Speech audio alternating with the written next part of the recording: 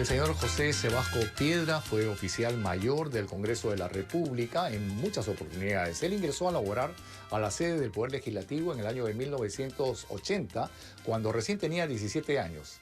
Desde entonces se desempeñó, óiganlo bien, como conserje.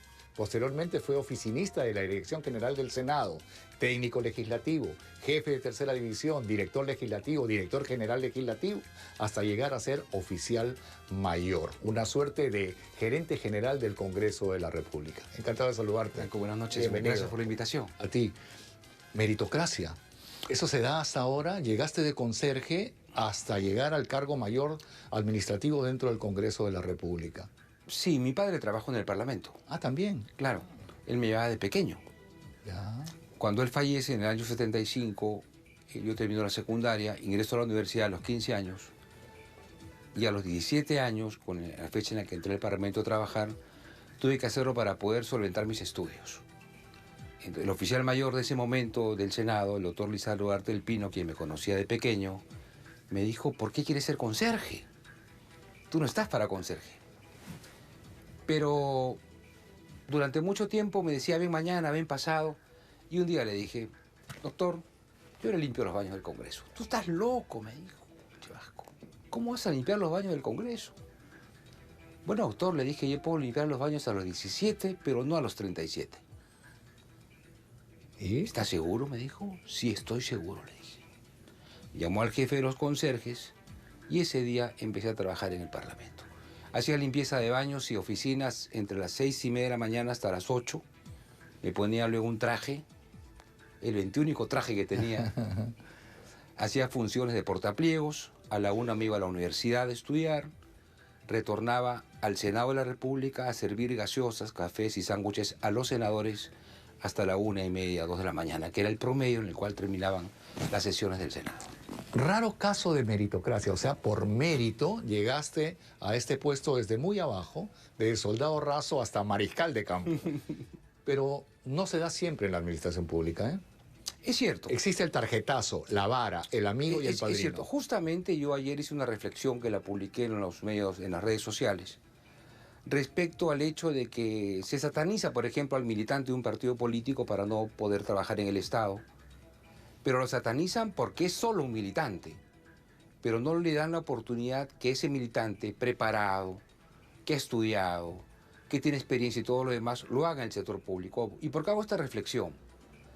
Porque lamentablemente ha habido una juxtaposición, digamos, un traslape entre el militante que entra por el tarjetazo, Sí. y el militante que puede ser un buen servidor público si es que concursa públicamente a los puestos que genera el Estado. Hay una mala costumbre hoy, producto de estos vaivenes de la política. Lamentablemente hay muchos cursos en el sector público y en el Parlamento en especial, de que son cubiertos por militantes de los partidos políticos cuando las plazas deberían ser concursadas públicamente para poder garantizar que tengamos burócratas realmente profesionales en el campo que se han preparado, ¿no? Cuando ingresaste el año 80, ¿cuántos trabajadores había en el Congreso? Mira, era la época bicameral. ¿Ya? Yo no sé exactamente cuál es el número de trabajadores que había en ese momento, pero con tranquilidad 1000 empleados. 1000. 1000. Porque las cámaras recién se abrían después del golpe de Estado. Golpe de Estado. O sea, era Cámara de Senadores, Cámara de Diputados, con más o menos 1000 trabajadores. ¿Cuántos hay ahora? Oye, casi 4000. 4000. Sí. ¿Con una sola cámara? Sí. ¿Por qué? ¿Por qué? Cuando yo fui oficial mayor por primera vez, yo tenía 29 años. Ah, chiquillo. En ese momento el Congreso funcionaba en promedio con 800 empleados y el presupuesto no superaba los 100 millones de soles. ¿Ahora? Hoy tenemos un presupuesto que supera los 1000 millones. ¿1000 millones? Sí. Tenemos 4000 empleados. ¿Por qué? Porque había un crecimiento vegetativo, ¿no?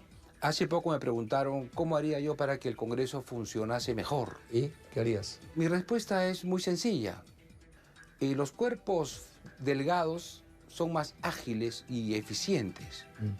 El Congreso está lleno de grasa. Todo eso. Correcto. Entonces yo me hice la siguiente pregunta. ¿Qué cuadraditos del organigrama podría yo tapar y el Congreso sigue funcionando igual o mejor? ¿Y cuáles son?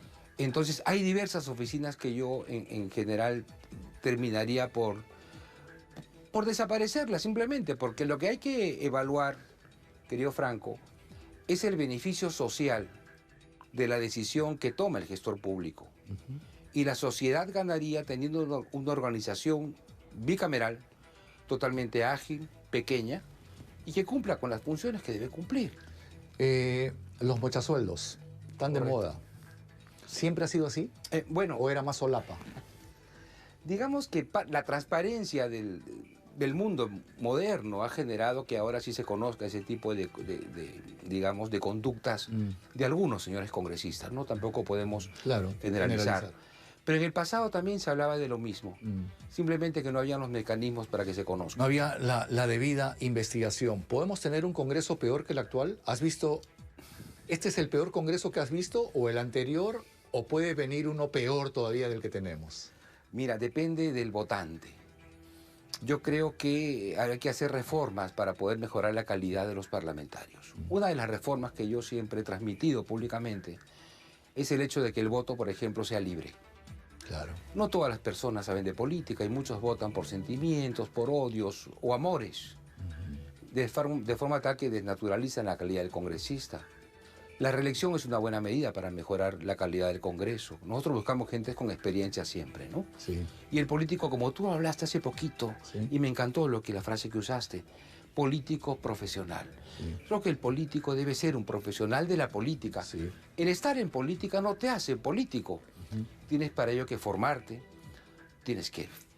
En el arte, no solamente en lo que es del conocimiento científico, sino también en lo que es el arte de la política, el poder transmitir, comunicar, persuadir, convencer.